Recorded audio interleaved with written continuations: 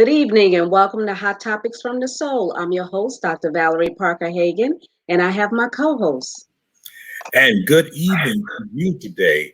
Isn't it a beautiful day, the first day in the month of June, and just a time of new beginning and flourishings? And I'm excited because we continue to see new beginnings in the air. Absolutely.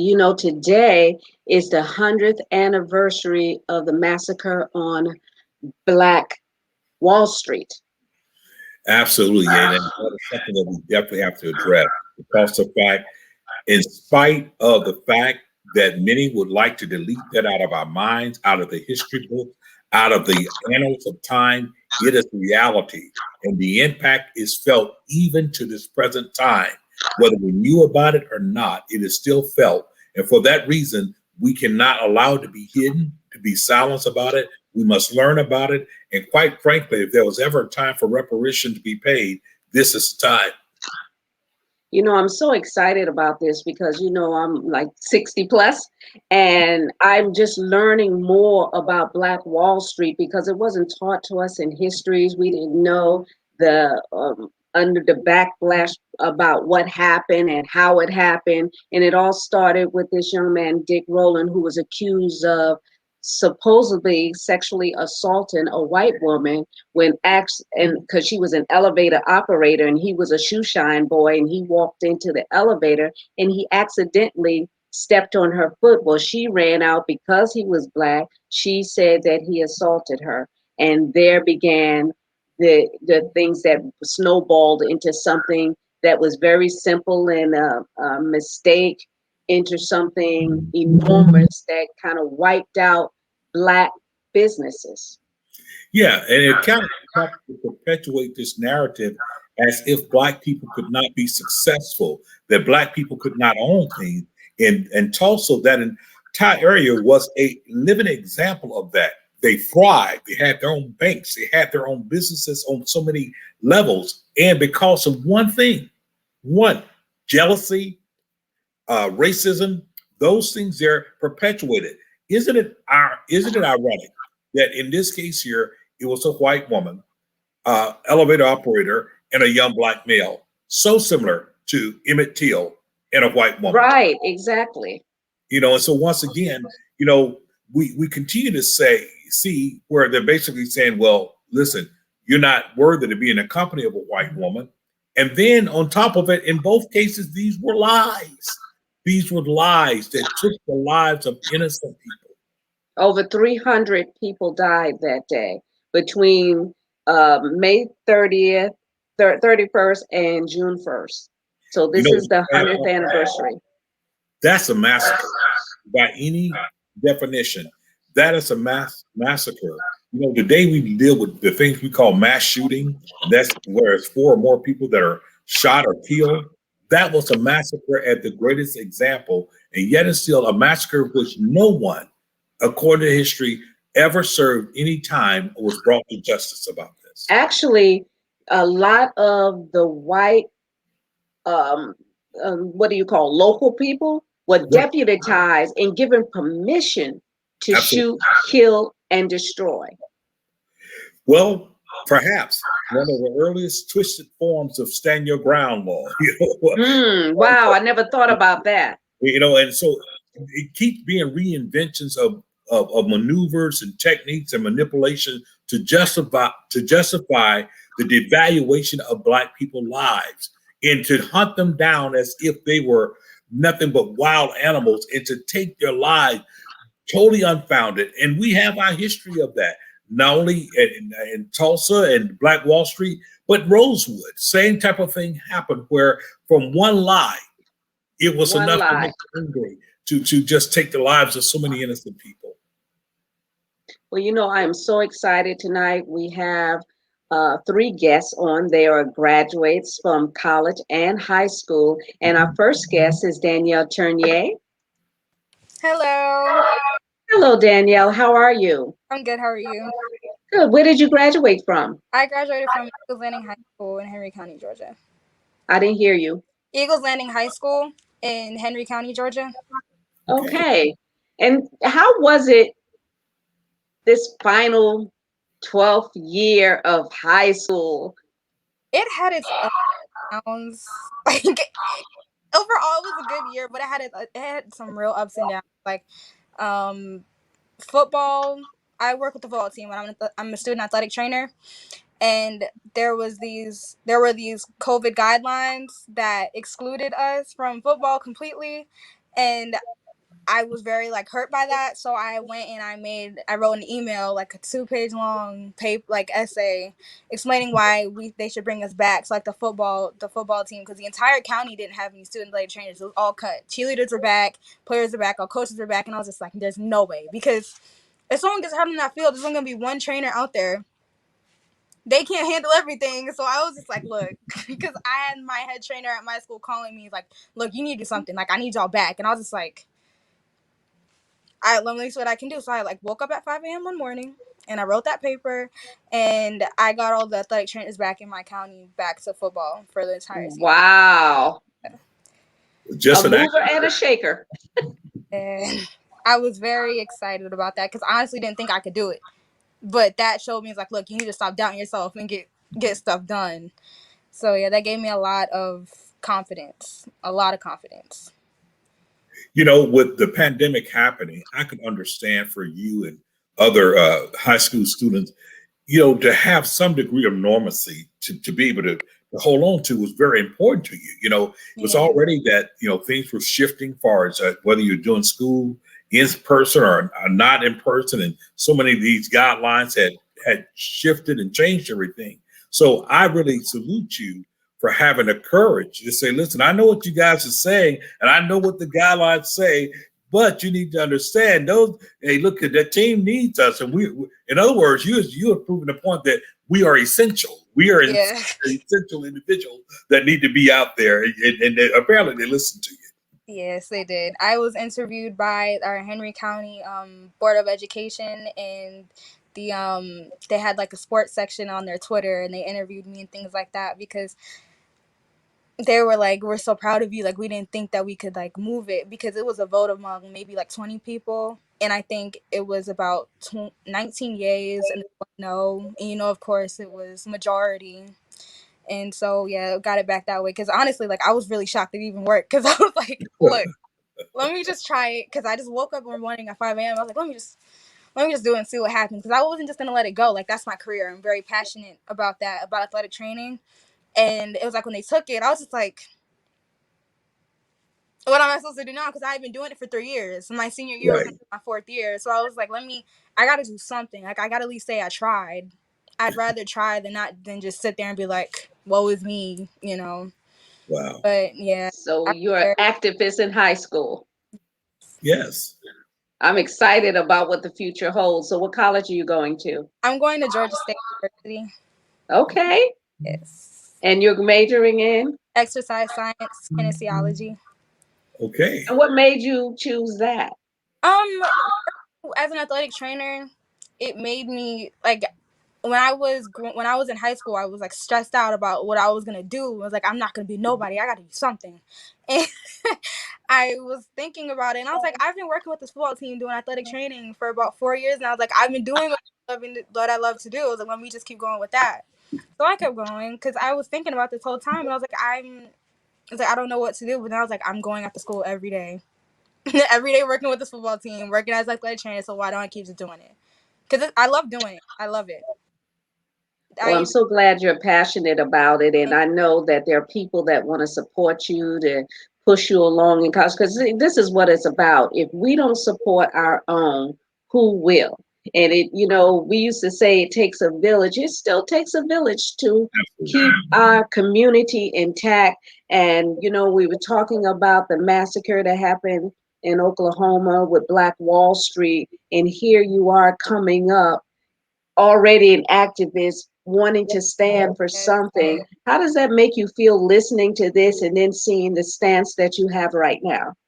It makes me feel you can make a, you think about yourself like a high schooler. It can still, you got to stop downing yourself is what I'm trying to say. Like, you really need to stop downing yourself, because sky is the limit.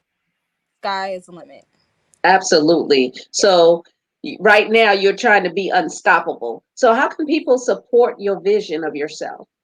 Well, okay. Support my vision.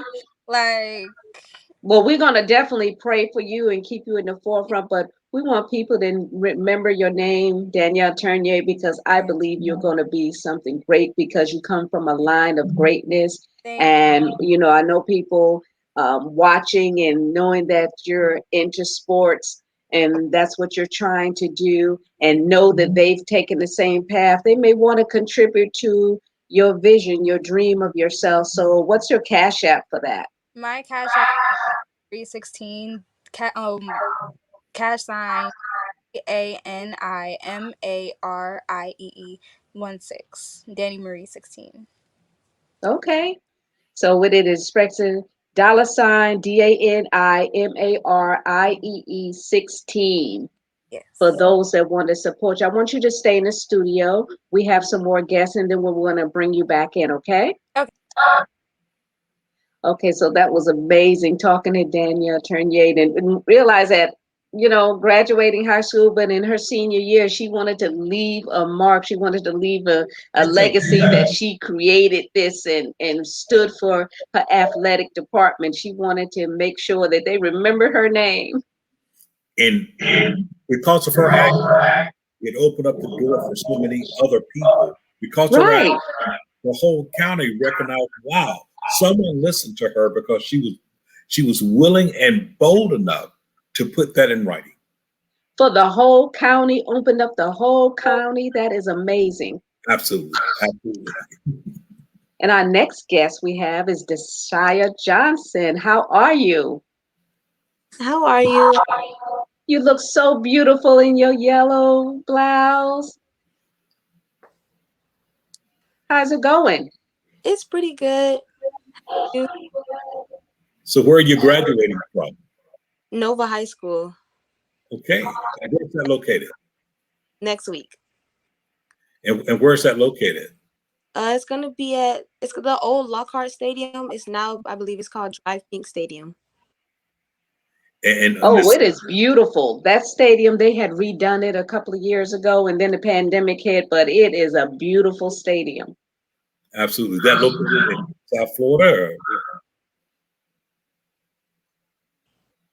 Is that, Deshaia, can you hear him? Yes, I can hear you now. is that Okay. located in South Florida or where? Yes, it's located in South Florida, Fort Lauderdale. Okay. Okay. Okay, so tell us about your senior year. How Um, was it, especially during the pandemic, your junior and senior year? How did you transition? my senior wasn't as bad as I was throughout the pandemic. Honestly, for me, it made me a little bit more focused because knowing that it wasn't as hands-on as being in person in school. So it helped me get more focused and make sure that I stay on top of my work and everything. And honestly, it wasn't that bad. I still got to do like my sports and activities and just enjoy most of the year that I could. Okay, and you were working as well? Yes, been working. You've been working through high school. Yes. Wow. And holding it down so that you can graduate and you're going to college. Yes, I am. Okay. I'll be So going Wow. Valencia 2 years studying yeah. in my associates in nursing, and then I'll be going to Bethune-Cookman to get my for to study health and business. Oh, okay. Awesome. My son David graduated from Bethune-Cookman.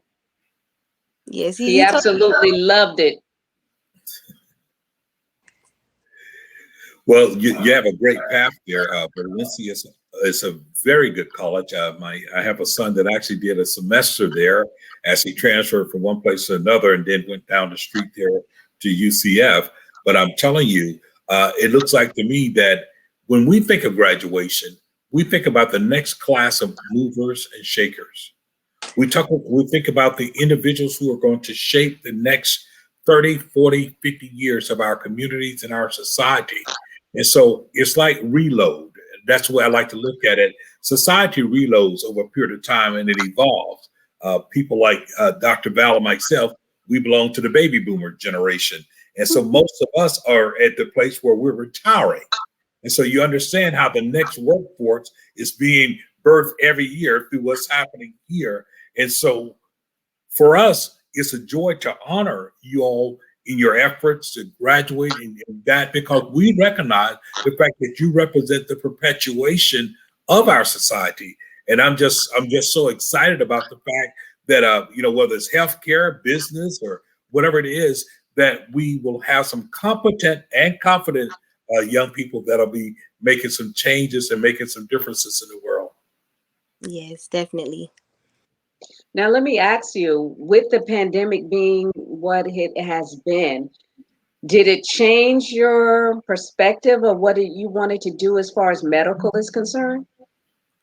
Not necessarily. It still made it do it even more. Know that it's a lot of people out here in need of medical help, and it just made me want to be able to do my part and help out.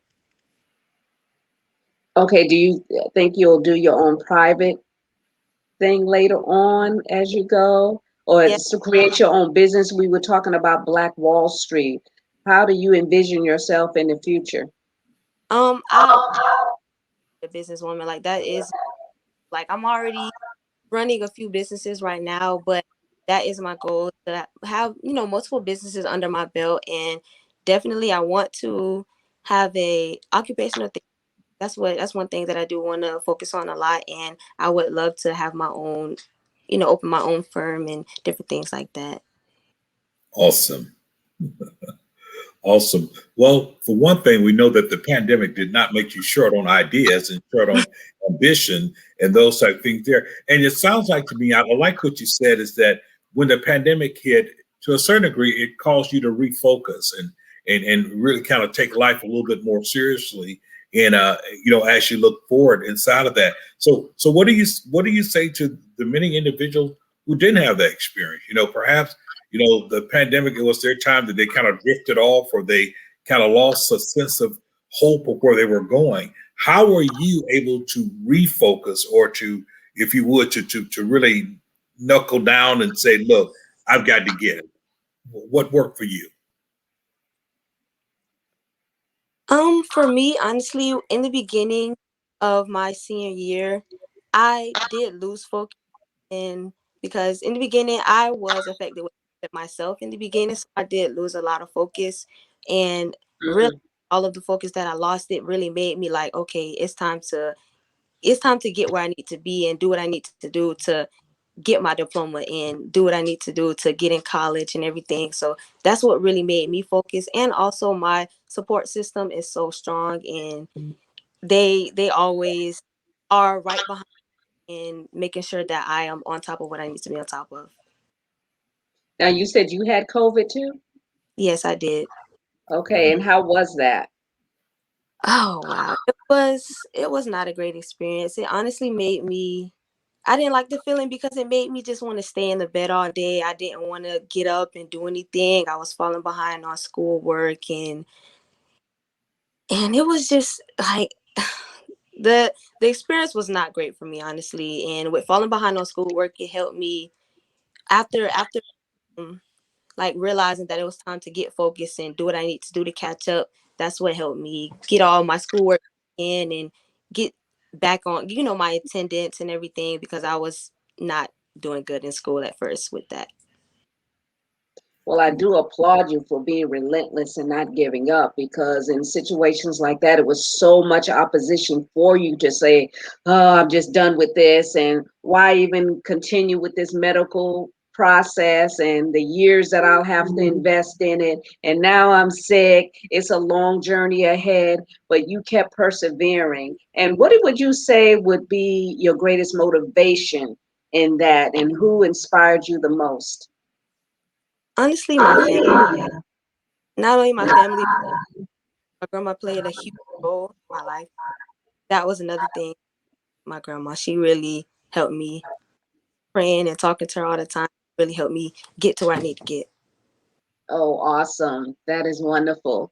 So, your next step is going to Bethune-Cookman. Yes, Valencia, and then I will be going to cook. Wow. I love the fact that you have it all mapped out, all stretched out of those things that you want to do and aspire to do in life. That is so amazing because you see so many distractions in young people these days. It's like, any opposition and they're ready to throw in the towel. And I'm so glad that you're so focused and so eager to press forward. Yeah.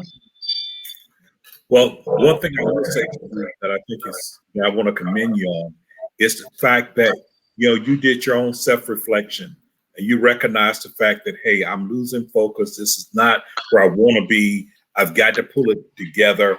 And it kind of came to the point, well, look, if it's going to happen, I've got to do something about it. And I applaud you for that because sometimes even when we're sick, it's easy to feel the sense of pity, especially the self-pity, especially when the whole world is being impacted by COVID-19.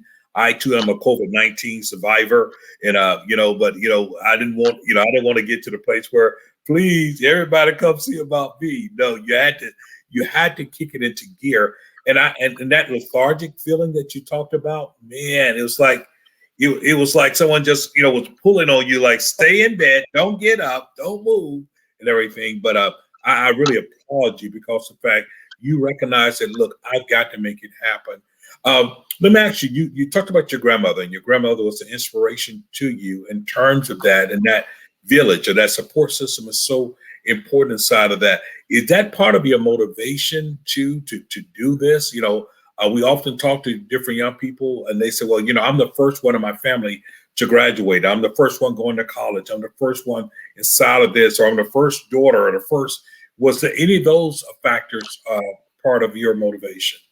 Yes, honestly, my grandma is, like I said, she played a huge role in my life. So she is pretty much all of my motivation.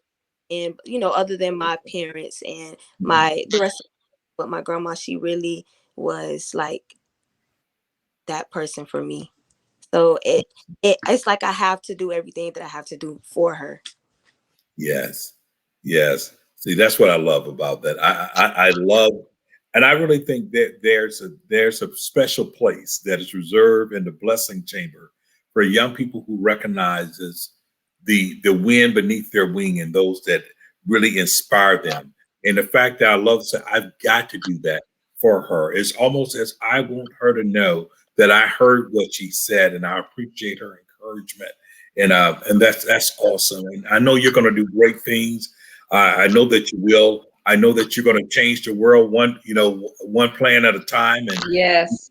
we hope to be in tune to what you're doing, and we want others to be in tune with what you're doing. One thing that Dr. Val and I have sought to do, as we've had different guests on the show that was graduating, we want everyone who listen in to take part in this, to help encourage you, to help. We call it sowing a seed into your life. Yes. Because we believe that whatever we nurture, that's what grows. So we want to nurture the seed inside of you, and so how can people sow in your life? How can people support you? Well, for me, like words of encouragement, everything for me, like it helps keep me going. And so words of encouragement that's something that I would really appreciate. Well, I Well, appreciate the fact that, you're going through high school and you're working as well. And we want people to sow into you financially. Money makes everybody feel good. So, at different times, people will play the show, especially if they're in that same field that you're aspiring to get to. They don't mind sowing a seed, anything 20, 30, $40. They can contact you through Cash App. It is the $ TEMPRESSS. So that's $Temperess with 3 S's at the end. Yeah. Okay, so that's one way that you can support. We want, for 3 weeks now, we've had different graduates on. And if you missed the second show or the first show, we want you to go back and replay the different shows so you can see these individuals that we want to support. Dr. J and I do a lot of giving behind the scenes. You have no idea. All through the year, we sow into people's lives. And because we know that you're our future. So we want other people to join with us and, keep it going. Because if we don't support our own, who will? Not saying that your parents or your grandparents can't do it, but it does really take a village. And we believe that everyone that we've connected with and anybody that's graduated had the mind and the courage and the tenacity to stick it out and go through high school and then want to further their education because they want to be somebody. I think we need to sow into that and support that. Absolutely. So we will have you back shortly, Deshaya, because we have another guest that we're going to bring on. So I want you to stay in studio for a few minutes, okay? Okay, thank you. Okay. Dr. J, I'm just so excited about our next generation. These are going to be people that I'm going to have to go visit their practices, Exactly. I mean, for athletic, I may have to stretch out my bones, and then for a doctor, I need somebody to keep my cholesterol and sugar intact. Absolutely. And that's what we're looking at. We're really paying it forward. And that's what we're Yes, seeing. we are. We're paying it forward because these young people are our future and they will be doing things and time flies so quickly, so absolutely quickly. And we're talking about these being seniors in high school now graduating. We will look up in 4 and 5 and 6 years and they might be the people servicing us. Like you said, whether we're going to a spa, or going to the occupational therapy center, or whatever it may be, they will be there. And it's a great feeling to know that we've sown into their lives. And then both of us haven't had our own children to go to college and things. We understand that. We understand that. And we're not necessarily declaring everybody is struggling, but what we're saying, you shouldn't have to be struggling in order for people to want to support you. You shouldn't have to be Absolutely. struggling in order for people to want to support you. It's an investment. And that's where I look at it. It's an investment. And I think about, with my kids, there were certain people who invested. They invested, whether it was through a scholarship, they invested through something that they made possible and paying it forward. I mean, I look forward to each and every one of these young people doing great things and being able to help them do it says a lot. Says a lot about their courage. Each one of them have their own story. Tenacity, we had the activists talk about their activism. Yes. They stood up, they wasn't going out like that. And now we talk about a young lady who overcame COVID-19 and said, look here, hey, I can't feel sorry for myself. I got to pull it all together because I have a future ahead of me. I have my grandmother and family members who believe in me. And as a result, they have gone forth. And those are the type of things we want to continue to promote and definitely see the best come out of it. Absolutely. We have another guest, and I'm so excited to bring. So we have a man, a young man, Cedric Turnier, who's visiting us today. How are you, Cedric? I'm doing very well. Hope you all are. Oh, I love that voice. You graduated college. Oh yeah, sure did. I went to the illustrious. I had to say, you got to say illustrious. Winston-Salem State University. Wow. Okay. And such a handsome young man. Stop. Thank you. Well, Cedric, that's a great school. I have a nephew who also is an alumni of Winston-Salem State University. I'm sure he's a great person. Yeah, he's absolutely great. His major was accounting. He did some international accounting things, and he loved it. As a matter of fact, in going there, I remember driving all the way there for the graduation, and cell phones were kind of fairly new. And I was talking on the phone, and I was trying to find where he was, and I walked right into a clear door. Dropped the phone and everything else like that. And it was that time I saw him on the other side of the glass, and I said, "Congratulations!" They get the best of you. They get the best of you. Yes, but I'm definitely proud of you, and I congratulate you. I'm always glad to see graduates, but particularly always glad to see a young male, and particularly young Black male, to find his stride and to graduate from college. And I'm going to ask you, how did the pandemic impact you, especially your senior year, and how did it impact you far as finishing up? Did you lose focus? Did you find yourself having to shift your focus, or how did it impact you? Okay, so initially, I try not to let it necessarily get in my way, because matriculation is matriculation, no matter how you look at it. But I will say the biggest obstacle for me was probably having to shift my learning style, because I'm someone who's very hands-on. Right. My major was psychology, and that's a pretty hands-on field of work. So like most of the learning I got took part in like labs and the in-person lectures where I could ask questions, just raise my hand, and things like that. So when the pandemic first started, I'm not gonna say I lost motivation, but I struggled academically because it was just such a big thing to overcome, because like I said, I'm very hands-on. So with the virtual learning process, it was not only a learning curve for me, but also a teaching curve for my professors. So thank God I went to a university where the professors were willing to hold your hand through this process as much as you'd have to hold theirs. So it was very much so a teamwork kind of environment, so that everybody can bring the best out of everybody. But I would just say my professors definitely helped me take that learning curve out of the way. But I would definitely say having to change my learning style was probably the biggest obstacle for sure. Well, you spoke the mouthful there, because the fact change is inherent and it will happen.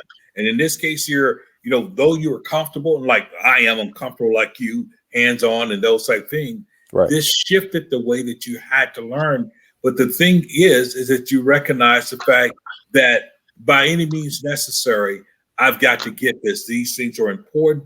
I'm making adaptation. And from all of this, you think about it now, we're now dealing with what we call virtual care, virtual counseling session, virtual everything. So perhaps it was to be, necessity is the mother of invention.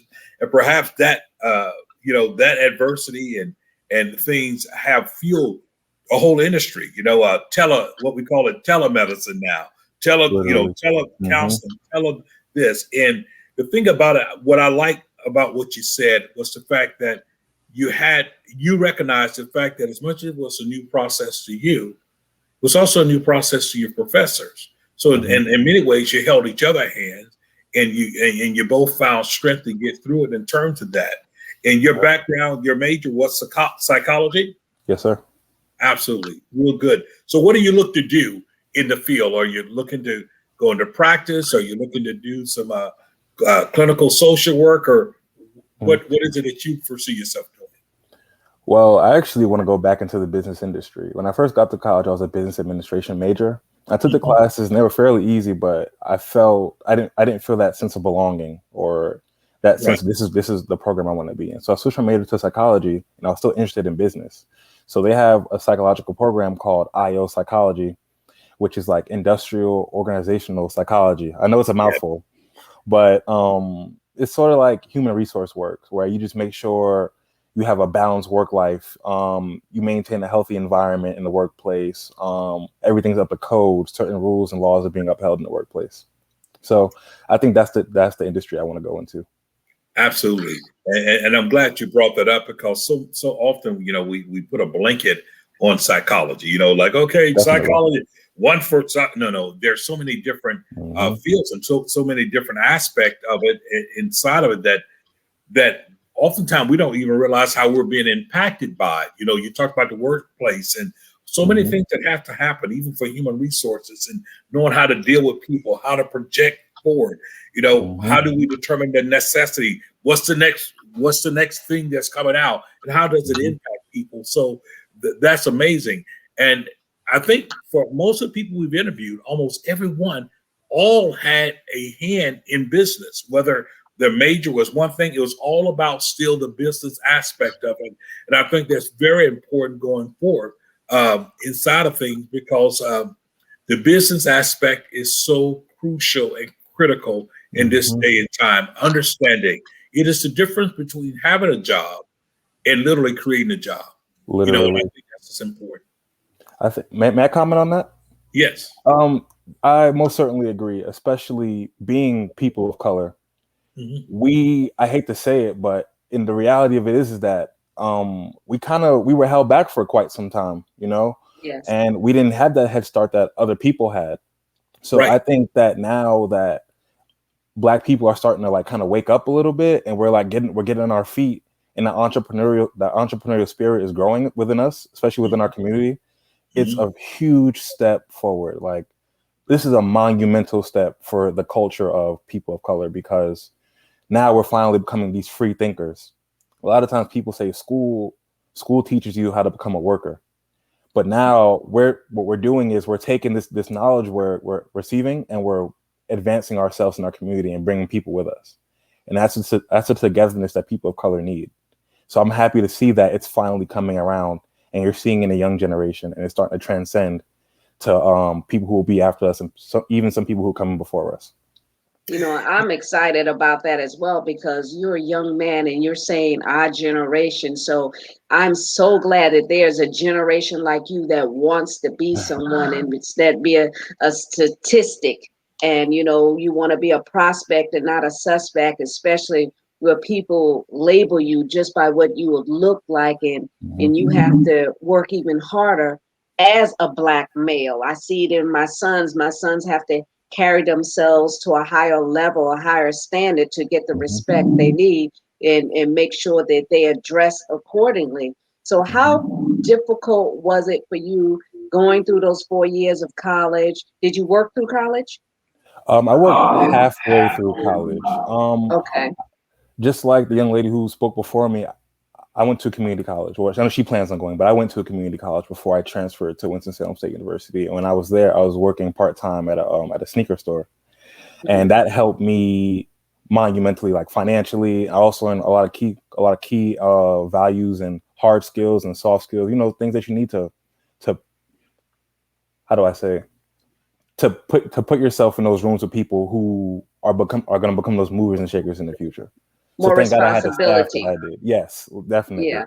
And you know, and that's so important, you know, that you wanted to be to take tutelage under someone so that you can have some benchmarks to want to accomplish during that process of your 4 years, and actually ultimately takes you into adulthood so that you know that you want to be in business because you worked for someone who had a business. Exactly. So for you to be focused and watch that process. And I know with me, I always worked hard, and I don't know, God always favored me with Jewish bosses where I was always their right hand. They would Mhm. trust me to run their companies, and that's how I learned business. They taught me everything they knew. You know, some people get on a job and they just, you know, do enough just to keep from being fired. Well, I wanted to know because I knew that they were in business and they were making money and they were willing to teach me how to make money. So that's how I kept evolving and knowing how to do business and how to do Mhm. money because I watched what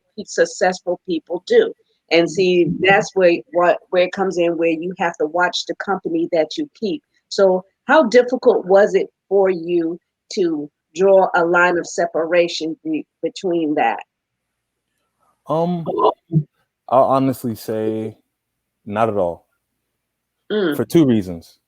For one, no great there isn't anybody who's ever been successful that never had a mentor.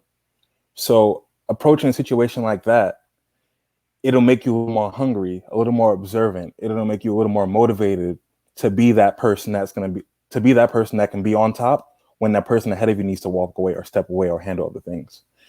Secondly, at Winston-Salem State, one thing they typically say around the campus is you have to be uncomfortable. You have to be comfortable being uncomfortable.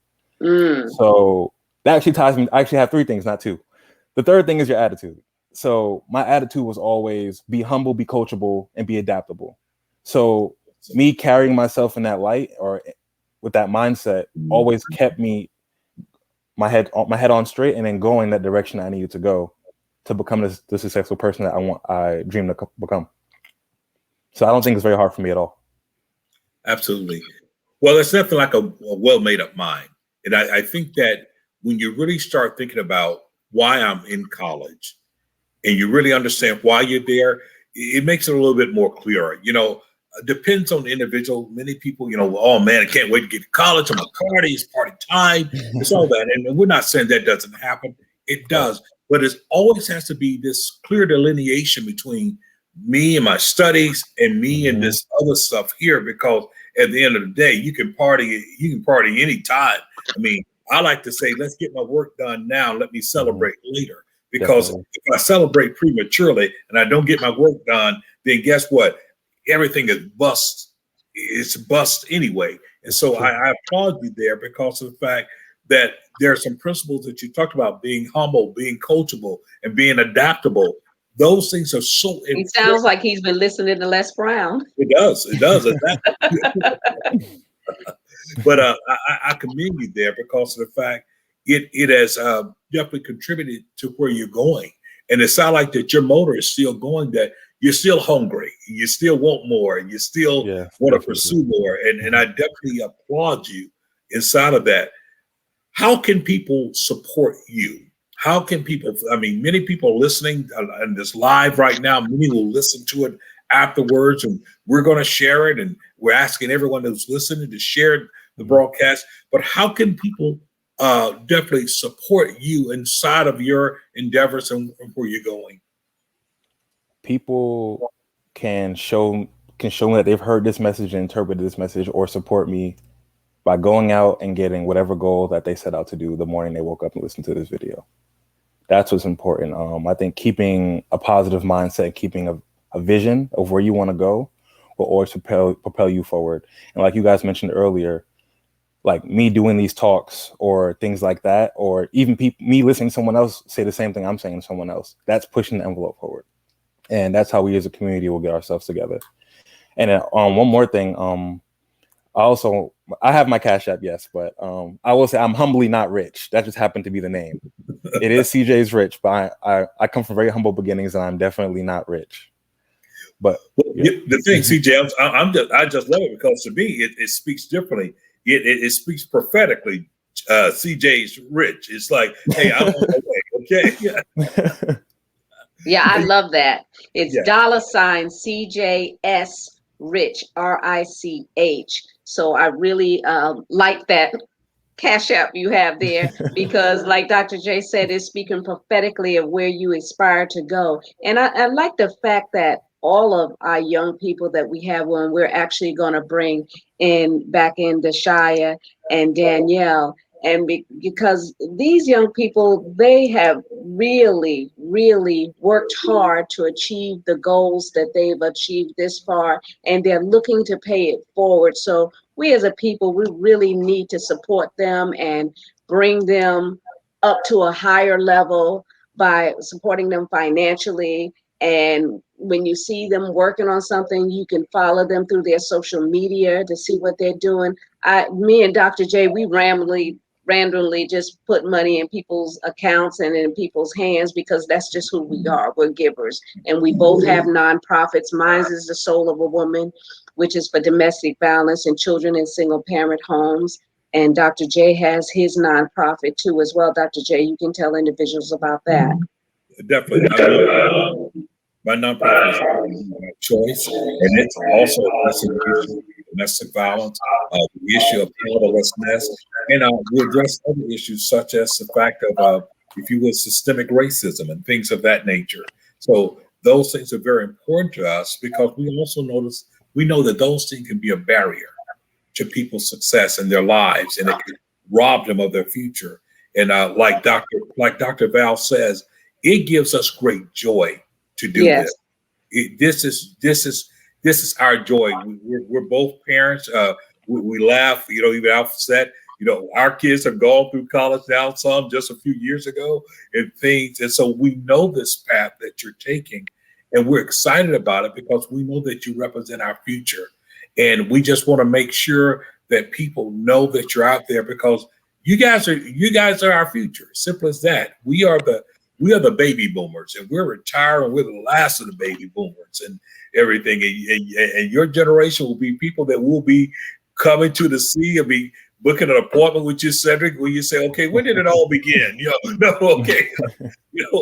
Or coming there where you are denying because of the fact of what you do, and definitely Danielle. So we understand and paying it forward that what we're doing is that we're invested into the future. We're proud of each and every one of you because you all had challenges that we could not have fathomed. Pandemic, up under a time where the world is panicking, not knowing which way to go, and you guys managed to hold serve and remain focused and say, "Look, I got to get it," and so we're excited about it, and we want to make sure that others are excited about it. And I'm quite sure before we end, we're going to put your cash apps back up there again. Danielle, I must have put something in wrong for your cash app because it kept shooting back at me. So I'm going to make sure that I get that one right. I was successful with the other two, but I just want everyone to share. Please, I'm challenging you to support these young people because I'm telling you, I'm writing their names down because when I look up in a few years and I'm reading about them and I'm hearing the great things they're doing, I'm going to be able to say, you know what? I had a part inside of that, and that makes a difference. Yeah, that brings me a lot of joy, Dr. J. I have 4 kids that went through college, and at one point I had all 4 of them in school at the same time, and as a single parent. So that was not easy, but you leap and grow wings on the way down. But Absolutely. I enjoyed being a mother, and I really enjoyed being a grandmother. Because then they could go home and look at those little cute little faces, and I don't have to do the real work. But it is always so exciting to see individuals like Danielle and Deshaya and Cedric that are focused and are going to be able to pay what we do for them. They will also pay it forward. So we need to keep that in mind. And the only way they'll be able to pay it forward is if we support them now while they're trying to get to where they're going to get. So Deshaya, what's next for you?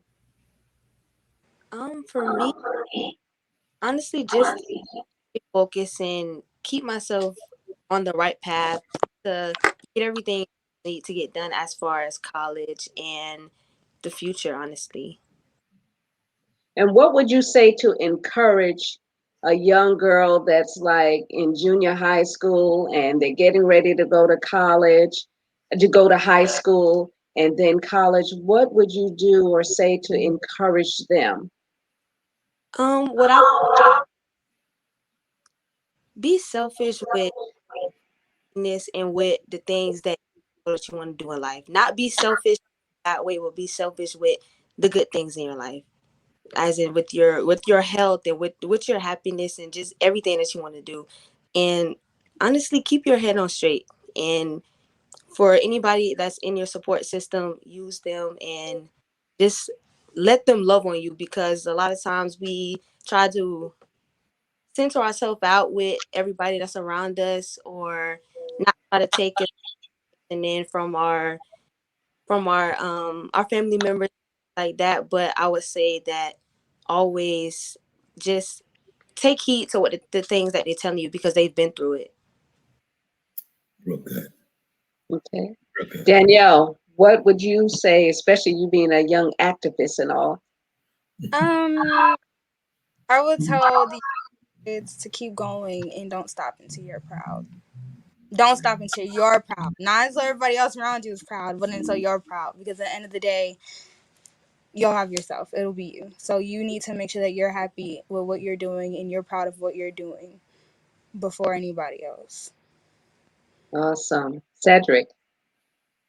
Oh, attitude is everything. Um, if you see someone who is in that position you want to get to, get acquainted with them, network, and just stay positive and stay humble. And the things that you want will come to pass. Awesome. Now I Awesome. want to ask each of you for you to answer me as well. So, Cedric, did you find yourself having to support some of your classmates to motivate them to keep forward? Yes. Like as I mentioned before, with the whole online learning process, we all had to have each other, and that's another reason I'm happy I went to Winston-Salem State University, because the family environment and the culture there is very we instead of I. So if just as many people that were leaning on me, I was leaning on probably twice that amount of people as well. So we all had each other. So yes, I would definitely say so. Thank you. Deshaya? I would I was helping out other students and just being there for even family members, because it's easy to just be like, oh, I don't feel like getting up in the morning to get on class, or it's easy to do that with being home and being able to be in your bed and doing your work at home. It's easy to just be like, okay, I don't want to do this, or okay, I'll do my work, and just procrastinate about it. So yes, I was able to be there for some of my other fellow students and family members. Danielle?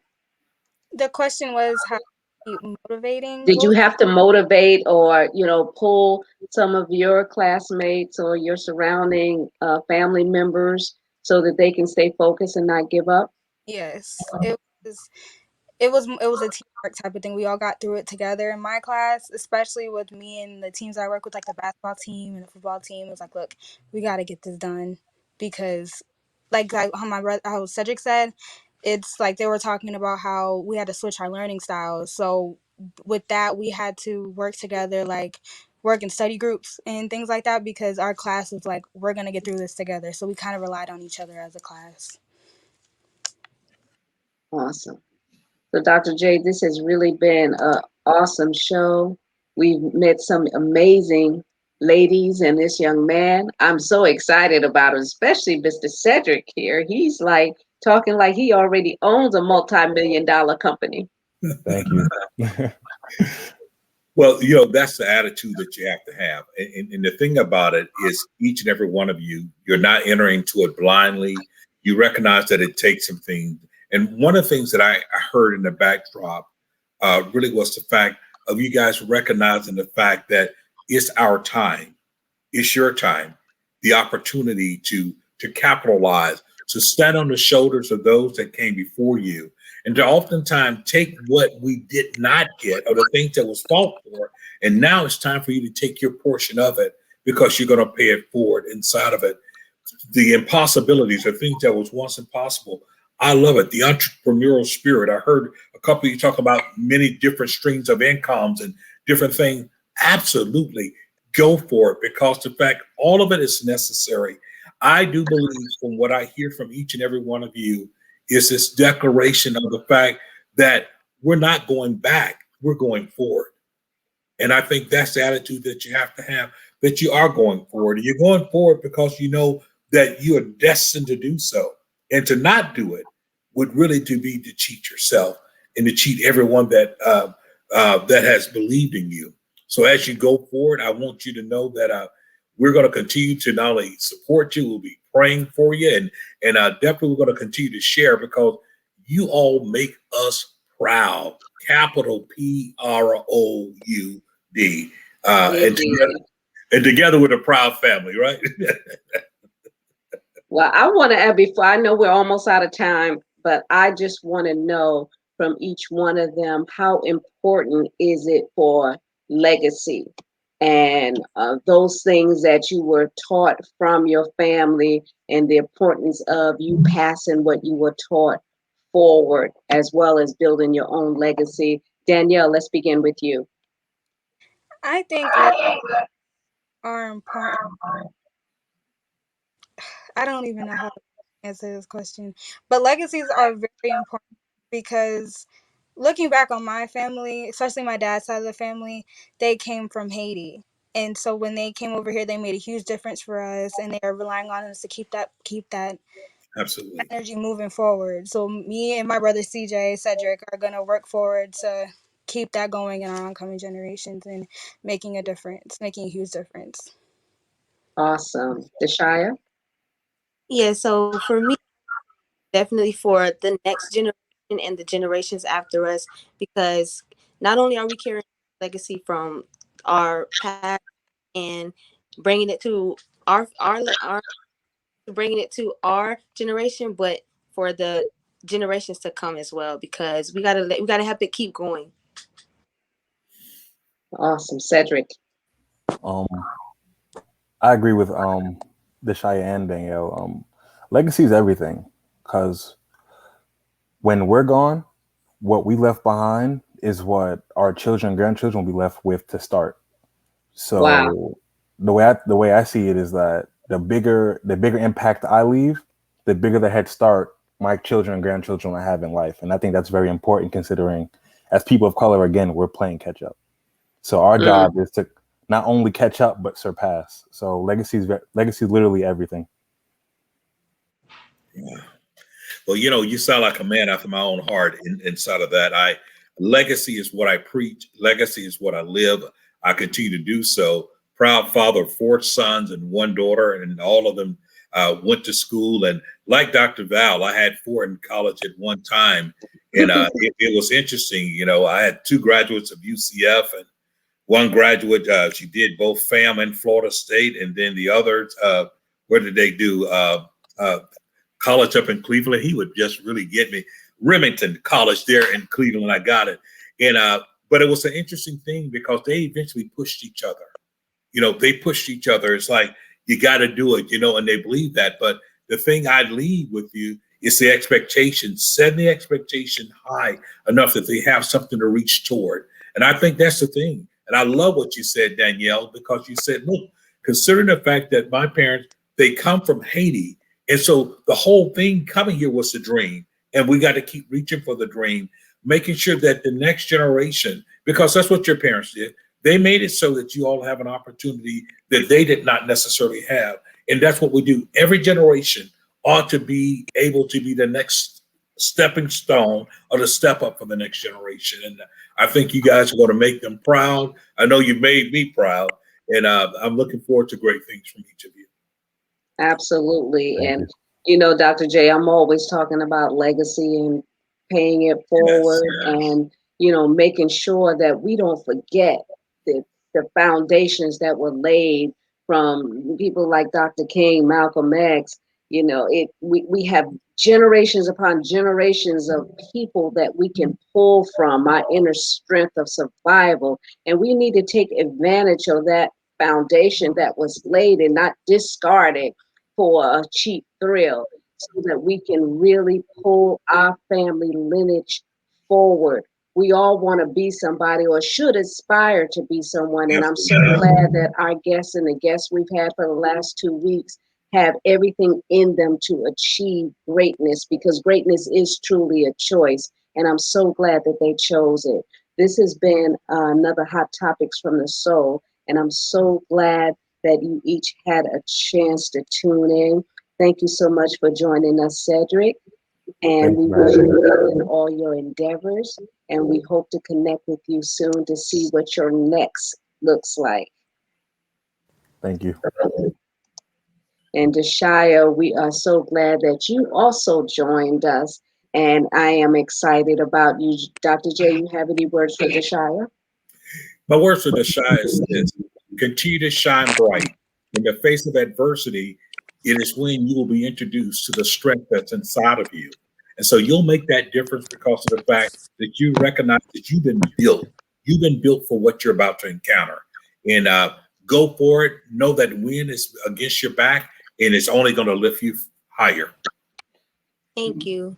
Yeah, I see those angel wings behind her, because that's what we call medical individuals, wings angels. Absolutely. Thank you so much for tuning in. Danielle, words for Danielle, Dr. J.